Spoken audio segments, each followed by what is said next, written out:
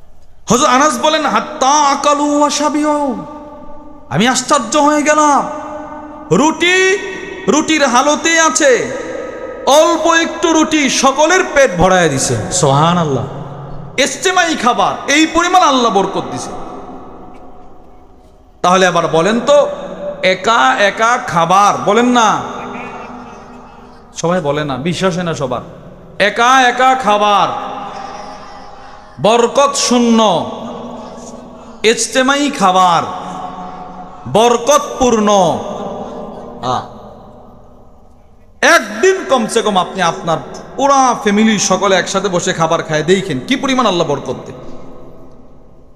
এরপরে নবীজি বলে আল বারাকা ফি সালাসা, বরকত হলো তিন জিনিস। এক নাম্বার ফিল জামাআ, জামাতের সাথে আছে বরকত, ইজতিমাই ভাবে যেই কাজ করা হয় এটার মধ্যে আছে বরকত। দুই, রাসূলুল্লাহ সাল্লাল্লাহু আলাইহি সাল্লাম বলেন ফিস সারিদ, সারিদ হলো আরবের একটা প্রসিদ্ধ খাবার।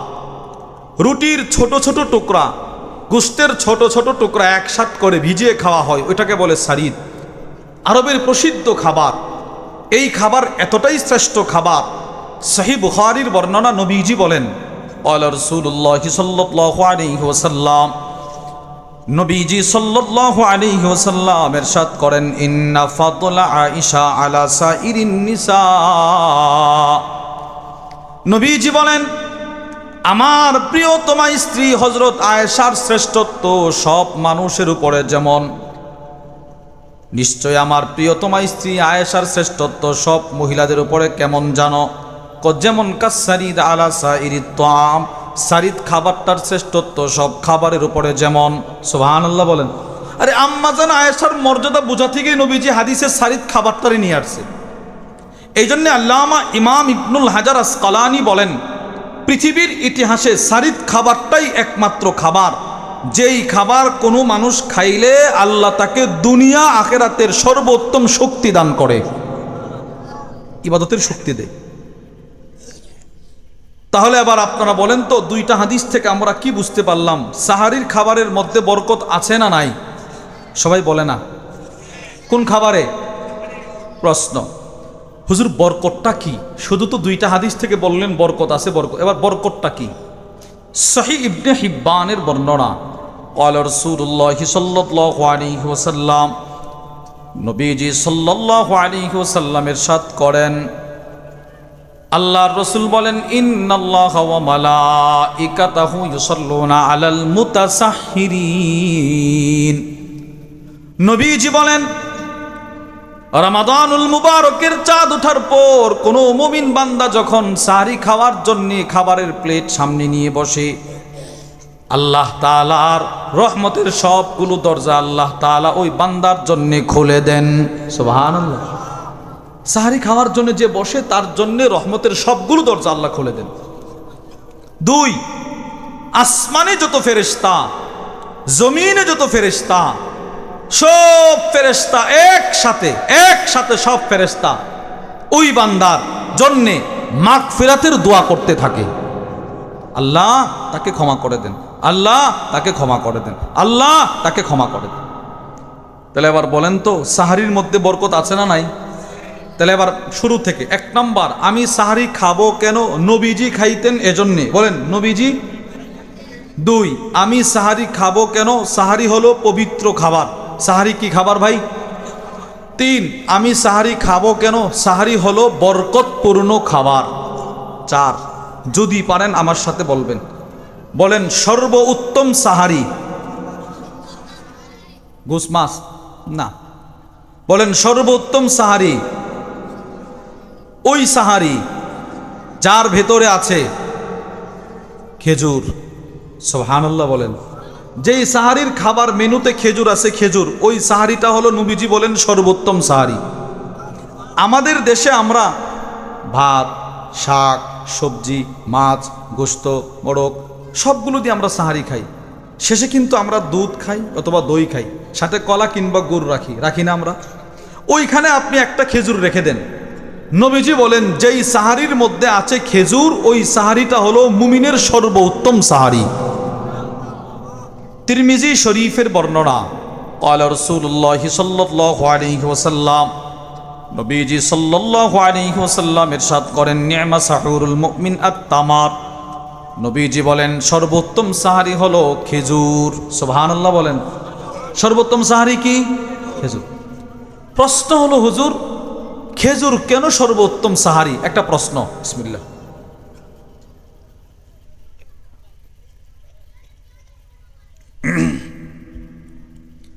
হুজুর সর্বোত্তম সাহারি খেজুর কেন? আসলে ভাই, খেজুর হলো পৃথিবীর মধ্যে সবচাইতে পুষ্টিগুণ সমৃদ্ধ গুণ বিশিষ্ট একটা ফল। সুবহানাল্লাহ বলেন। এই ফলের অসীম গুরুত্ব আছে শরীয়তে ইসলামে। কি পরিমাণ গুরুত্ব নবীজি দিয়েছেন? এক, আবু দাউদ শরীফের বর্ণনা, রাসূলুল্লাহ সাল্লাল্লাহু আলাইহি ওয়াসাল্লাম ইরশাদ করেন, যেই ঘরে খেজুর নাই, বলেন তো কি বলছি? নবীজি বলেন ওই ঘরের মানুষগুলো এখনো না খায়া আছে। নাউজুবিল্লাহ বলেন। কে বলছে? বলেন না কে বলছে? নবীজি সাল্লাল্লাহু আলাইহি সাল্লাম। আবু দাউদ শরীফের বর্ণনা, ক্বালা রাসূলুল্লাহ সাল্লাল্লাহু আলাইহি ওয়াসাল্লাম, নবীজি সাল্লাল্লাহু আলাইহি ওয়াসাল্লাম ইরশাদ করেন, বাইতুল্লাহ তামরাফি জিয়াউন আহলু। নবীজি বলেন ওই ঘর, যেই ঘরে খেজুর নাই, রাসূল বলেন ওই ঘরের মানুষগুলো যেন ক্ষুধার্ত, না খায়া আছে। তাহলে খেজুর রাখবো তো ইনশাআল্লাহ। তো আমি যে তাহারির সময় খেজুর খাই না, রাখি না খেজুর। দুই, খেজুর মানুষের পেটের ক্ষুধা দূর করে। সুবহানাল্লাহ বলেন। বলেন তো কি বলছি? খেজুর মানুষের পেটের ক্ষুধা কি করে? দুইটা দৃষ্টান্ত শোনেন হাদিস থেকে। দৃষ্টান্ত নম্বর এক, সহিহ বুখারীর বর্ণনা, وعن عائشة رضي الله تعالى عنها قالت, আম্মা জানা আয়েশা as-সিদ্দিকা রাদিয়াল্লাহু তাআলা আনহা থেকে বর্ণিত, তিনি বলেন, তুফিয়া রাসূলুল্লাহ সাল্লাল্লাহু আলাইহি ওয়াসাল্লাম ওয়া ক্বাদ শাবি'না মিনাল আসওয়াদাইন।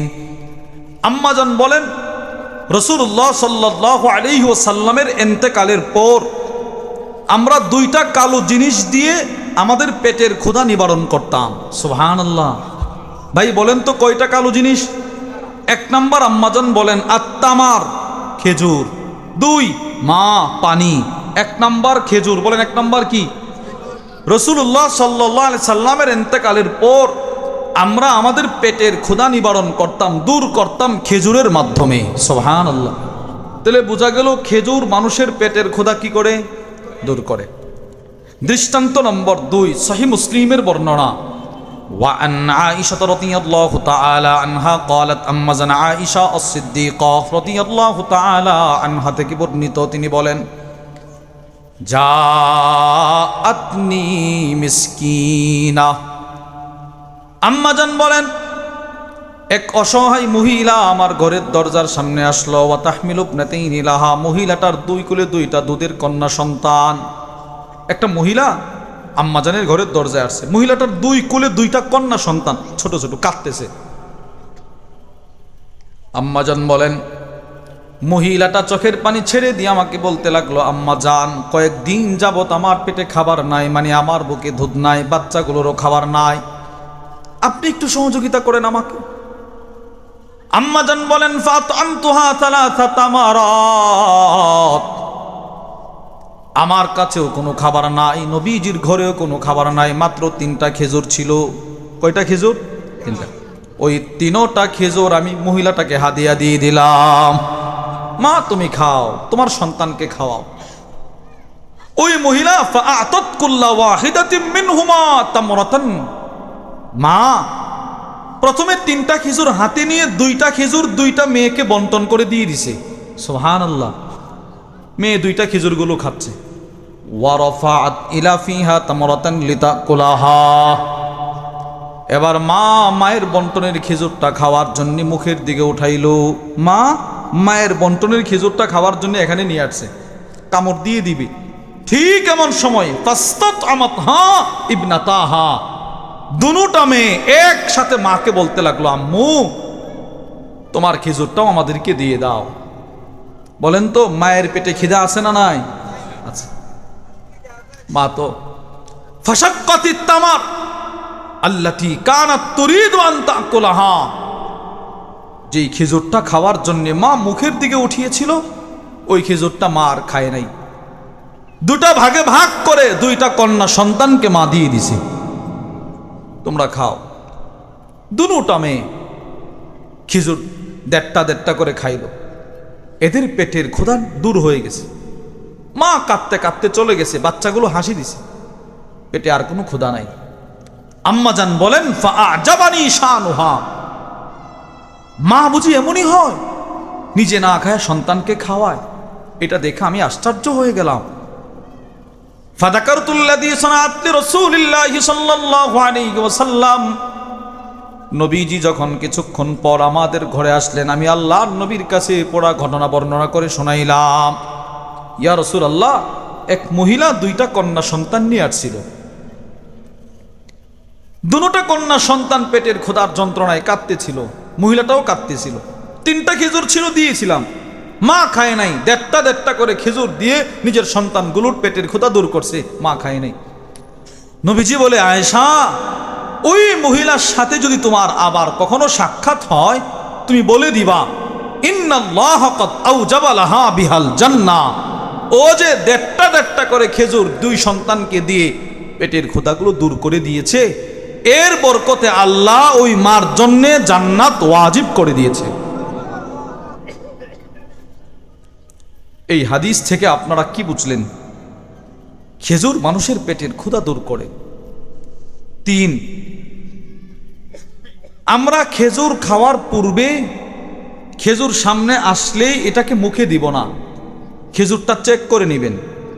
আমাদের দেশে যেই খেজুরগুলো আসে সাধারণত এগুলো অনেক পুরাতন খেজুর, পুরাতন খেজুর আসে, পুরাতন খেজুর। রাসূলুল্লাহ সাল্লাল্লাহু আলাইহি ওয়াসাল্লামের সামনে এক লোক খেজুর হাদিয়া নিয়ে আসছে। আবু দাউদ শরীফের বর্ণনা, ওতিয়ান নবী সাল্লাল্লাহু আলাইহি ওয়াসাল্লাম বিতামরিন আতীক। রাসূলুল্লাহ সাল্লাল্লাহু আলাইহি ওয়াসাল্লামের কাছে এক লোক কিছু পুরাতন খেজুর হাদিয়া নিয়ে আসছে। ফাজাআলা ইউফাত্তিশুহু ওয়া ইখরিজুস সুসামিন। নবীজি খেজুরগুলো খাওয়ার পূর্বে প্রত্যেকটা খেজুর নবীজি হাতে নিয়ে নিয়ে এভাবে ফাটায়া ফাটায়া ছিঁড়ে ছিঁড়ে চেক করতেছেন। প্রত্যেকটা খেজুর থেকে নবীজি পোকা বের করে করে ফেলতেছেন। তাহলে বোঝা গেল পুরাতন খেজুর সামনে আসলে এটা ছিঁড়ে দেখবেন, চেক করে খাবেন, বলেন ইনশাআল্লাহ। গত কয়েকদিন পূর্বে এক জায়গায় আমার সামনে অনেকগুলো আজোয়া খেজুর আনা হলো। হুজুর একটা খেজুর খান। আজোয়া খেজুর হলো সরাসরি জান্নাতি ফল, জান্নাতি ফল। সহিহ মুসলিমের বর্ণনা, আল আজওয়া মিনাল জান্নাহ। রাসূল বলেন আজওয়া খেজুরটা সরাসরি জান্নাতি ফল। তো আমি এই একটি খেজুর হাতে নিয়ে, এই হাদিসটা আমার মনে পড়ছে, আমি প্রথমে মুখে দেই নাই, একটু ছিঁড়লাম, দেখতে চাই ভিতরে কিছু আছে কিনা। তাকায় দেখি ছোট ছোট পোকা নড়াচড়া করতেছে। তাহলে বোঝা গেল আমার নবী যা করেছেন সঠিক করেছেন। বলেন, আমার নবী যা করেছেন কি করেছেন, এবং যা বলেছেন সঠিক বলেছেন। বলেন না, নবীজি যা করেছেন কি করেছেন, যা বলেছেন সঠিক বলেছেন। 5, খেজুর হলো একটা গরম খাবার, শক্তিশালী খাবার। এই খাবারের সাথে পারলে 2টা জিনিস রাখবেন। 1 শশা, 1 নম্বর কি শশা আছে না, 2 তরমুজ। নবীজি খেজুরের সাথে শশা খাইতেন। আবু দাউদ শরীফের বর্ণনা, কানা রাসূলুল্লাহি সাল্লাল্লাহু আলাইহি ওয়াসাল্লাম ইয়াকুলুল কিসা বির রুতাব। আম্মা জান আয়েশা বলেন, নবীজি সাল্লাল্লাহু আলাইহি ওয়াসাল্লাম খেজুরের সাথে শশা খাইতেন, শশা। 2 আবু দাউদ শরীফের বর্ণনা, তিরমিজির বর্ণনা, কানা রাসূলুল্লাহি সাল্লাল্লাহু আলাইহি ওয়াসাল্লাম ইয়াকুলুল বিত্তিখাবির রুতাব। নবীজি খেজুরের সাথে তরমুজ খাইতেন, তরমুজ। হুজুর, নবীজি খেজুরের সাথে তরমুজ কেন খাইতেন? রসুল খেজুরের সাথে তরমুজ খায়া বলতেন, নাকসিরু হাররা হাদা বিবারদি হাদা। এই সাহাবা ইকরাম শোনো, আমি খেজুরের গরমটাকে তরমুজের ঠান্ডা দিয়ে নিয়ন্ত্রণ করে ফেললাম। শুধু খেজুর তুমি যদি খাও, শক্তিশালী হওয়ার কারণে তুমি অসুস্থ হইতে পারো, এজন্য সাথে তরমুজটা রাখবা। এজন্য আমরা বলি, উলামা ইকরাম বলে, বড় বড় ডাক্তাররা এখন এই কথা বলতে বাধ্য, ডাক্তারের যত থিওরি সবগুলোর মূল ফাউন্ডেশন হলো নবীজির সুন্নত। সুবহানাল্লাহ বলেন, নবীজির কি সুন্নত। 7 সাহারির মধ্যেও থাকবে খেজুর, ইফতারের মধ্যেও থাকবে কি খেজুর। আমরা তো প্রথমে 10-12 পদের শরবত, না ভাই আপনি শরবত খান, আমার বাধা নাই, রং বেরঙ্গের ইফতার করেন, আমার বাধা নাই, কিন্তু খেজুরটা রাখবেন। হাদিসে পাকে আসছে কানা রাসূলুল্লাহ সাল্লাল্লাহু আলাইহি ওয়াসাল্লাম ইফতির ক্বাবলা আন ইউসাল্লি আলা রুতাবাত। নবীজি সাল্লাল্লাহু আলাইহি ওয়াসাল্লাম মাগরিবের নামাজ পড়ার পূর্বে নবীজি ইফতার করতেন। ইফতার করতে গিয়ে প্রথমে নবীজি তাজা খেজুরের দ্বারা ইফতার করতেন। ফাইল্লাম তাকুন রুতাবাত, যদি কখনো তাজা খেজুর নবীজির ঘরে না থাকতো, ফাতুমাইরাত, নবীজি শুকনা খেজুর দিয়ে ইফতার করতেন। যদি শুকনা খেজুরও না থাকতো, হাসা হাসাওয়াতিম মিম্মা, নবীজি এক ঢোক পানি পান করে হলো ইফতার করতেন। তাহলে আমরা এতক্ষণ আলোচনার দ্বারা বুঝতে পারলাম মুমিনের সর্বোত্তম সাহারি হলো ওই সাহারি যেই সাহারির মধ্যে কি আছে, মাশাআল্লাহ। 6, আমরা সাহারি কেন খাবো? 6 নাম্বার, আমাদের রোজাকে খ্রিস্টানদের রোজা থেকে পার্থক্য করার জন্যে। সহিহ মুসলিমের বর্ণনা, নবীজি বলেন ক্বালা রাসূলুল্লাহ সাল্লাল্লাহু আলাইহি ওয়াসাল্লাম ফাসলু মা বাইনা সিয়ামিনা ওয়া সিয়ামি আহলিল কিতাব আকালাতুস সাহুর। নবীজি বলেন আমাদের রোজা আর খ্রিস্টানদের রোজার পার্থক্য হলো সাহারি খাওয়া। কি খাওয়া বলেন না? খ্রিস্টান সাহারি খায় না, আমরা সাহারি ছাড়বো না, বলেন ইনশাআল্লাহ। আমরা কেন সাহারির মাধ্যমে রোজা শুরু করবো এর কারণগুলো আমরা বলতেছি। 8, বলেন সাহারি খাবো দেরি করে, বলেন ইফতার করব দ্রুত, মানে সময় হলে আর কি, সময়ের আগে না, সাহারি খাবো দেরি করে যেন শক্তি সঞ্চয় হয়। সহিহ ইবনে হিব্বানের বর্ণনা, সহিহুল জামের বর্ণনা, নবীজি বলেন ক্বালা রাসূলুল্লাহ সাল্লাল্লাহু আলাইহি ওয়াসাল্লাম আজ্জিলুল ইফতার ওয়া আখিরুস সাহুর। নবীজি বলেন তোমরা ইফতার করো দ্রুত, সাহারি খাও একটু দেরি করে। তাহলে আমাদের রোজা শুরু হবে সাহারি খাওয়ার মাধ্যমে, শেষ হবে ইফতারের মাধ্যমে। 2, এক তো নিজেও রোজা রাখবো, অন্যকে রোজা রাখার জন্য উদ্বুদ্ধ করব। নিজের সন্তান সন্ততি যারা একটু বড় হয়ে গেছে, এখনো বালেগা হয় নাই, তাদেরকেও রোজায় অভ্যস্ত করে তুলব, বলেন ইনশাআল্লাহ।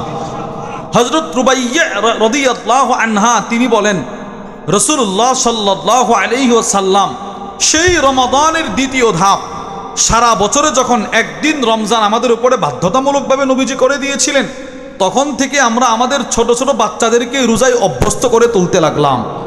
তাহলে আমরাও আমাদের সন্তানকে রোজায় অভ্যস্ত করে তুলব, বলেন ইনশাআল্লাহ। 2, নিজে ইফতার করব, অসহায় মানুষ যারা এদের ইফতারের ব্যবস্থা করে দেব, বলেন ইনশাআল্লাহ। ঠিক আছে না ইনশাআল্লাহ? কেউ যদি কোনো রোজাদারকে ইফতার করায়, আখিরাতে তার পুরস্কার হলো আল্লাহ তার জন্য জান্নাতের পথ সহজ করে দিবেন। 2 নম্বর পুরস্কার, নবীজি বলেন বুখারীর বর্ণনা, কেউ যদি কোনো রোজাদারকে ইফতার করায়, আল্লাহ তাআলা যেই রোজাদার আপনার ইফতারটা করলো তার রোজার যেই পরিমাণ সওয়াব, সম পরিমাণ সওয়াব আল্লাহ আপনাকে দান করবে। 3, কেউ যদি দুনিয়াতে কোনো অসহায় মানুষকে ইফতার করায়, সরাসরি আল্লাহ ওই বান্দাকে দুনিয়াতেই সহযোগিতা করবেন। আমার কাছে একটা কিতাব আছে, কিতাবের নাম মান নাস। ওই কিতাবটি লিখেছেন আল্লামা আলী ইবনে মুহাম্মদ মুস্তাফা আত-তানতাবি রাহিমাহুল্লাহ।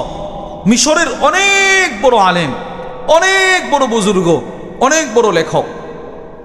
তো হযরতের কিতাবের মধ্যে লেখেন মিশরের একজন বিখ্যাত বুজুর্গ ছিলেন, নাম তার শায়খ সালিম আল মাসউদি রাহিমাহুল্লাহ। 1300 হিজরির মাঝামাঝি সময় অনেক বড় বুজুর্গ। উনি মানুষকে খুব সহযোগিতা করতেন। ওয়াহুয়া আলা ফাকরিহি লা ইয়ারুদ্দু সাইলা। হযরত শায়খ সালিম মাসউদি নিজেও ছিলেন অসহায়, দরিদ্র, কিন্তু এই মানুষটার কাছে কোনো অসহায় মানুষ এসে হাত পাতলে তিনি কখনো ওই মানুষগুলোকে খালি হাতে ফেরত পাঠাইতেন না। সুবহানাল্লাহ। তিনি কি ধনী না গরিব ছিল? গরিব। এই লোকটা কাউরে খালি হাতে ফেরত পাঠায় না। ওয়া কানা ইয়াওমান ফি রমাদান। এখন এই কথাটা খেয়াল করে শুনেন। একদিন রমাদানুল মুবারকের ঘটনা। ওয়াইদাতিল মাইদা ইন্তিজারান লিল মিদফা। ইফতারের জন্য ওনার ঘরের ফ্যামিলি সকলে একসাথে বসলো, ইফতার করবে। দস্তরখান বিছানো হলো ইফতার করার জন্য। উনি ওনার বিবি বাচ্চা সকলে বসলেন, ইফতার করবে একসাথে। ঠিক ইফতারের সময় আতাহু সাইলুন, এক অসহায় মানুষ তার ঘরের দরজায় এসে আওয়াজ করতেছে, হুজুর ঘরে আছেন, হুজুর ঘরে আছেন। সালিম মাসউদি বলে, মান, কে তুমি? ইয়াকুসিম আন্নাহু ওয়া ইয়ালুহু বিলা তাআম। ওই মানুষটা বলতেছে, হুজুর আমি একজন অসহায়, গত রাত্রে খাবার না খায়া রোজা রাখছি। আমার ছেলে, আমার মেয়ে, আমরা সকলেই গত রাত্রে খাবার না খায়া রোজা রাখছি। এখন যে ইফতার করব, ইফতারের মতো কিচ্ছু নাই, ইফতার করার মতো কিচ্ছু নাই। হযরত যদি একটু আমাদেরকে ইফতার দিয়ে সহযোগিতা করতেন তাহলে অনেক উপকার হতো। সন্তানগুলো কাঁদতেছে, বিবি বারবার আমাকে বলতেছে, কি বাপ হলেন আপনি, সন্তানের ইফতারের ব্যবস্থা করতে পারলেন না, এজন্য আপনার কাছে আসছি, একটু ইফতারের ব্যবস্থা করে দেন। শায়খ সালিম মাসউদি রাহিমাহুল্লাহ সাথে সাথে উনার ঘরে যেই যত সামান্য ইফতার ছিল, গরিব মানুষ তো, সম্পূর্ণ ইফতারগুলো তিনি প্যাকেটজাত করে যেই অসহায় মানুষটা তার ঘরের দরজার সামনে দাঁড়াইলো, ওই মানুষটাকে তিনি হাদিয়া দিয়ে দিলেন। সুবহানাল্লাহ।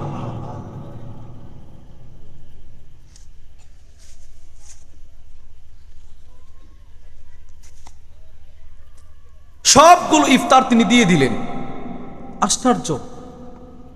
ওনার বিবি আসছে, একটা বলে, স্বামী আমার ইফতারগুলো কোথায় কোথায় রাখলেন? দিয়ে দিছি। কাকে?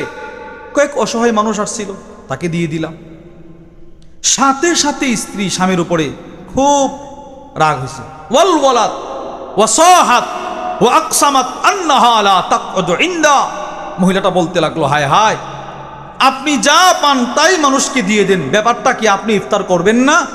আপনার বাচ্চাগুলো ইফতার করবে না? আমরা কি খাবো? আমাদের জন্য তো পানি আছে। এই লোকটা নাকি রাত্রেও খাবার না খায় রোজা রাখছে, অসহায়, তাই ইফতারগুলো দিয়ে দিলাম। ওনার বিবি ওনাকে অনেক কিছু বলতেছে, ওহুয়া সাকিতুন, তিনি চুপ, তিনি একদম সবরের সাথে বসা আছেন, কিছুই তিনি বলেন নাই। আল্লামা আলী তানতাবি বলেন, ফালাম তামুররু নিসফু সাআ হাত্তা কুরি আল বাব। আধা ঘন্টা সময় অতিবাহিত হয় নাই, ওই লোকটাকে সবগুলো ইফতার হাদিয়া দেওয়ার পর থেকে আধা ঘন্টা সময় অতিক্রম করে নাই, আরেকজন লোক আইসা ওনার ঘরের দরজায় আবার আওয়াজ করতেছে। সুবহানাল্লাহ বলেন। আবার যেন কে আওয়াজ করতেছে, কে? হুজুর দরজাটা খুলেন। তিনি তো আরো পেরেশানির মধ্যে পড়ে গেছে, হায় হায়, একটু আগে তো একটু ইফতার ছিল, দিয়েছিলাম একজনকে, এখন তো পানি ছাড়া কিচ্ছু নাই, এই লোককে কি দেব? তিনি ঘরের দরজাটা খুললেন। আল্লামা আলী তানতাবি বলেন, ঘরের দরজা খোলার পর তাকায় দেখে, ওয়াজা আবাই ইয়াহমিলুল আতবাক ফিহা আলওয়ানুত তুআমি ওয়াল ফাকিহা ওয়াল হালওয়া। আল্লামা আলী তানতাবি বলেন, এবার শেখ সালিম মাসউদি রহিমাহুল্লাহ ঘরের দরজা খুলে দেখেন কয়েকজন নওজোয়ান যুবক রাজপ্রাসাদের বাহারি রঙের ভালো ভালো খাবারের থালা নিয়ে তার ঘরের দরজার সামনে আবার দাঁড়িয়ে আছে। সুবহানাল্লাহ, দাঁড়িয়ে আছে। আশ্চর্য।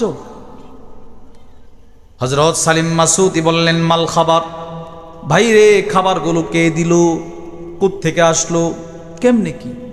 হ্যাঁ, কে দিল, কি ব্যাপার, কোত্থেকে আসলো?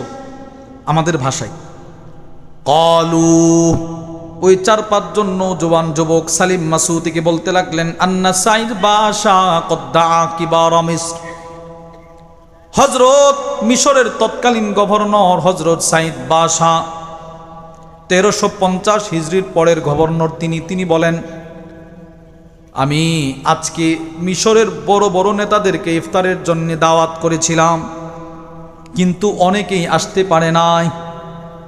এই জন্য সাইদ বাশা তিনি এই মর্মে কসম খাইলেন, সবাই যেহেতু আসে নাই, এই দামি খাবার আমিও খাবো না, এই সবগুলো খাবার প্যাকেটজাত করো, সবগুলো খাবারকে প্যাকেটিং করে আমাদের মিশরের সবচাইতে বড় বুজুর্গ শেখ সালিম মাসউদির বাড়িতে হাদিয়া পাঠায়া দাও। দিয়ে দিল হাদিয়া পাঠায়। এবার তিনি তার বিবিরে বলে, বিবি আর আইতি, একটু তাকায় দেখো, আল্লাহর জন্য একজন অসহায়কে যত সামান্য ইফতার দিয়ে সহযোগিতা করেছিলাম, আল্লাহ আমাদেরকে রাজপ্রাসাদের ইফতার দিয়ে সহযোগিতা করলেন। তাহলে আমরা নিজেরাও ইফতার করব, অন্যকে ইফতার করাবো, বলেন ইনশাআল্লাহ। এলাকায় কোনো অসহায় মানুষ থাকলে তার ইফতারের ব্যবস্থা করে দিবেন। আশেপাশে এতিমখানা মাদ্রাসা থাকলে তাকে ওখানে এক বস্তা সোনাবুট 10,000 টাকা দিয়ে দিবেন, হজরত উস্তাদ ছাত্র সকলে যেন ইফতার করে। তাহলে আমায় এরা রোজা রাইখে যে সওয়াব, আমিও সেই সওয়াব অর্জন করতে পারলাম। আল্লাহ আমাদের সকলকে তৌফিক দান করেন, বলেন আমিন। আলহামদুলিল্লাহ, সকলে বলেন আলহামদুলিল্লাহ। আমাদের সকলের শ্রদ্ধাভাজন ব্যক্তি হযরতুল আল্লাম